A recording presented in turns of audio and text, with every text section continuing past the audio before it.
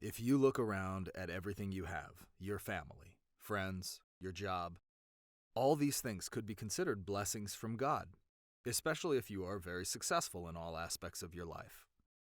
You should be very grateful and appreciate all these gifts, because if you take them for granted and then lose them, you will regret it deeply. Believe me, I know. And my story is how I know. My name is Chris. I am 39 years old and am a news presenter for a local TV channel. I grew up in a poor family. My dad was a low-paid laborer, and I had no desire to follow in his footsteps, so I decided to get a job in life as fast as possible to begin earning money early in life. I first worked as a grocery clerk in sales in a packaging plant. After that, I worked at a lot of different jobs, earning money to support my family and my studies. I earned good grades at my university in the Faculty of Mass Communications, so I would have a chance at getting my dream job of being a news presenter. And I succeeded. In my first job as a news presenter for a local TV channel, it was my duty to prepare programs. Being a news presenter had always been a dream of mine. I was young and wanted to be famous and well known as a TV personality. It was not as easy as I thought it would be, but I was finally able to eventually achieve my dream of becoming a famous news presenter. I was able to move my family into a bigger house. I married a girl whom I loved and with whom I had 2 children. My life was moving along smoothly in accordance with my plans in life. But fate doesn't like happy endings, it seems, and my life took a dark turn. Once I became famous, my work took more and more of my time and energy, and the added stress required to maintain that success at work began taking a toll on my personal life. I began losing interest in my family and started ignoring them, and my friends as well. Spending too much time at work caused me to miss important things in my life, like my kids' and my friends' birthdays, my wedding anniversary, time with my parents, and intimate time with my wife. Ignoring my wife and family caused many domestic arguments. These increased over time and began to affect my work. I even began ignoring Mom and Dad, causing my relationship with them to worsen as well. Dad blamed me for seeking luxury and fame at the expense of my family. It was hurtful to hear such criticism from Dad. Eventually, he and Mom decided to leave our new flat and return to the old one. My life was being turned upside down. I became so stressed out and irritable that friction with my wife and my kids caused my wife to threaten to leave me and take the kids with her. We ended up quarreling about this even, and I drove them away as well. Fame had improved my life up to a certain point, but was now destroying my life. As I saw it, I had 2 options. Continue down this path and continue destroying my life, or accept that fate had given me a wake-up call, that I need to rethink my life and change course. Also at this time of deep contemplation, I began getting severe headaches, like migraine headaches that worsened day by day. A friend of mine recommended that I go see a doctor, so I took his advice. I went to a doctor who was quite well known, and he told me that I had a tumor in my brain. Woe is me. Was this downhill trend in my life ever going to stop? I guess not, because then he continued with more bad news. That I just had 30 days to live. I didn't know what to do. First, I called Dad. I knew that he was upset with me, as were my friends, wife, and kids. It seemed that I might be doomed to die alone. I began reminiscing about the good old days, when my nice home was filled with happiness and my children laughing, playing, and shouting. But now, it sat silent and empty. Having only 30 days to live, I felt that I needed to fix my life before it was too late. So I took action. I took a vacation from work and went to visit Mom and Dad. After hugging and talking to them, my eyes were filled with tears. Learning what I had given up in pursuit of success tore at my heartstrings. They asked about my health, and I concealed my condition and told them I was quite well. I apologized for my past bad behavior and promised them that I would change for the better. Dad forgave me because he didn't want to see me so sad and miserable, so I was able to reconcile with both of them. Mom asked about my wife and kids, and upon learning that they had left me, she said that I needed to reconcile with them too. I told her that I would do that I planned to fix everything. So I returned to our old home and was putting some flowers on the doorstep when my wife happened to open the door to find me there.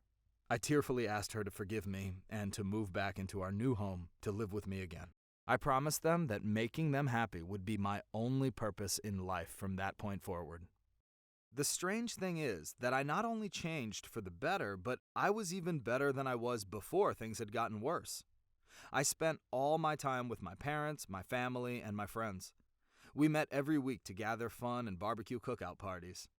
During my spiritual renaissance, my renewed enjoyment of life, my phone kept ringing a lot, but I figured it was just the doctor with more bad news, so I ignored it.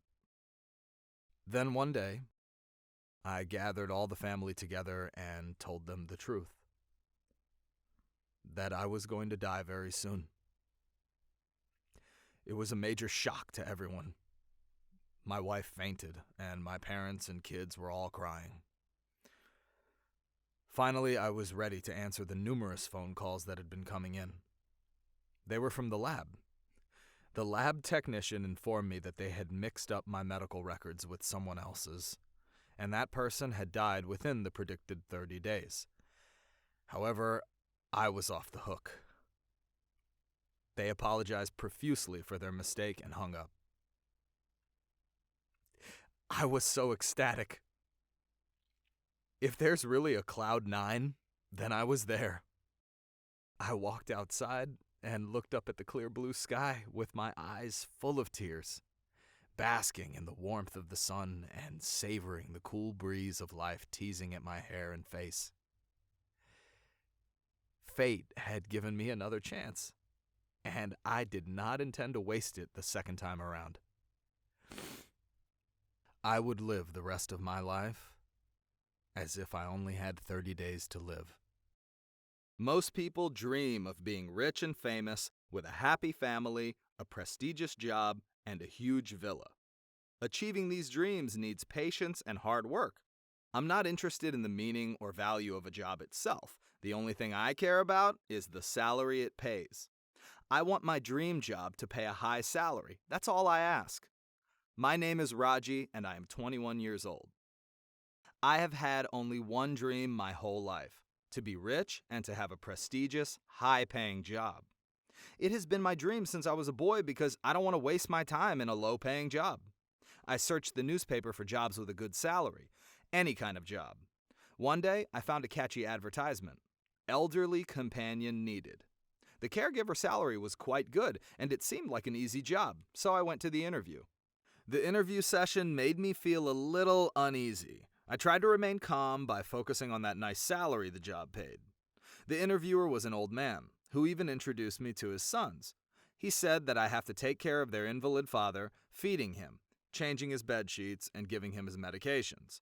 They were about to show me a list of the job duties, but I interrupted them before they could finish their sales spiel. "I'll take it," I stated simply and directly. They stood there with their mouths opened and then shrugged their shoulders. Okay, I got the job. So I lived there with their father, I'll call him the old man, in his villa. I sometimes felt that there was someone else there with us, but maybe I was just seeing shadows. The man himself was somewhat queer. I would sometimes wake up to find him looking at me intently and smiling strangely. One early morning at like 3 a.m., I heard a noise and went to his room, only to find his bed empty. Strange. Then suddenly, I sensed someone behind me, and I turned around quickly to see him holding a knife. He tried to attack me, but I managed to fend him off and pushed him away. Then I dashed out of the villa. I never came back. I told myself I didn't want to die on my dream job. Failing at my first attempt to find my dream job didn't stop me from trying again. I soon found a new one, which was an assistant clothes designer. The salary was even better than the last job. I went to the interview, and the interviewer, the clothes designer himself, seemed a little odd. I couldn't discern his, her, its gender because it had long hair and a soft voice, but on balance, I decided to call it a man. I told myself that I shouldn't judge people from their appearance, so I started my new job as his assistant.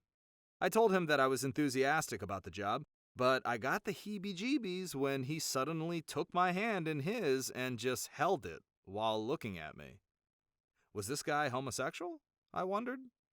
I decided to ignore his odd behavior. It's all about the salary, you know. I have to say that he was very good at his work, and I met a lot of celebrities while working in his workshop. One day, our workload was particularly heavy due to an international festival in town. I was tidying up a new dress when he suddenly put his hand on the small of my back and asked me if I want to lie down with him.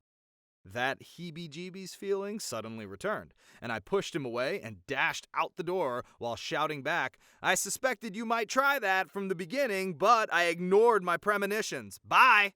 He called after me and said that I didn't know what I was missing, but I shouted back that I would live without it. Back to the want ads to look for another dream job.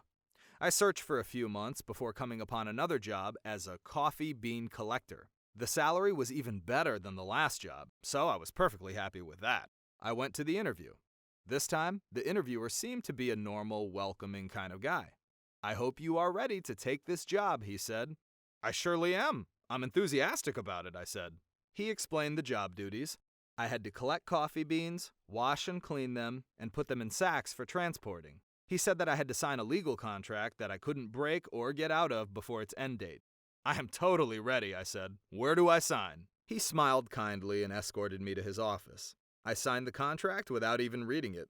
It's all about the salary, you know. I couldn't wait to start putting away that high salary so I could start getting rich. He led me to the work area. While walking, I was imagining gently picking those fragrant coffee beans in those sunny, wide open fields. Boy, was I surprised when we stopped where a small herd of elephants were standing idly, swinging their tails and trunks back and forth. Some laborers were standing beside them, knee-deep in elephant poop and hand-picking coffee beans out of it, and putting the beans into sacks. I turned back to look at the hiring interviewer. He was guffawing and said, "Sorry, pal, you signed the contract. Too late to back out now." Then he walked away, still laughing. Please, God, don't let this be my dream job.